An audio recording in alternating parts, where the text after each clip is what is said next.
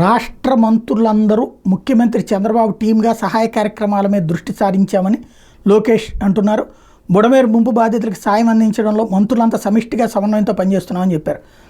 బుడమేరు అనుభవంతో నదుల మీద కంటే వాగులు చెరువుల మీద దృష్టి పెట్టాల్సి ఉందని స్పష్టమైందని, రాష్ట్రంలోని అన్ని సాగునీటి వనరులు మ్యాపింగ్ చేస్తూ నిరంతరం సమీక్షిస్తామని చెప్పారు.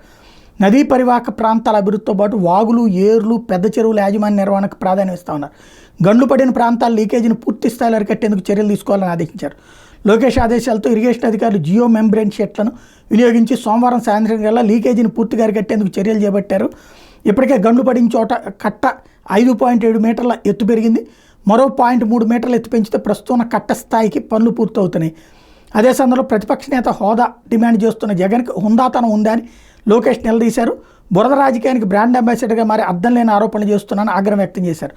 లండన్ ఎగిరిపోవాల్సిన జగన్ పాస్పోర్ట్ సమస్య కారణంగా బెంగళూరు ప్యాలెస్లో విశ్రాంతి తీసుకున్నారని ఎద్దేవా చేశారు. సీఎం చంద్రబాబు 74 ఏళ్ల వయసులో క్షణం తీరిక లేకుండా వరద బాధితులకు సాయం అందిస్తున్నారని, ఆయనపై విమర్శలు చేయడానికి మనసెలా వచ్చిందని జగన్ని నిలదీశారు. జగన్ అందించే సెల్ఫ్ చెక్కుల కథ అందరికీ తెలిసిందేనన్నారు.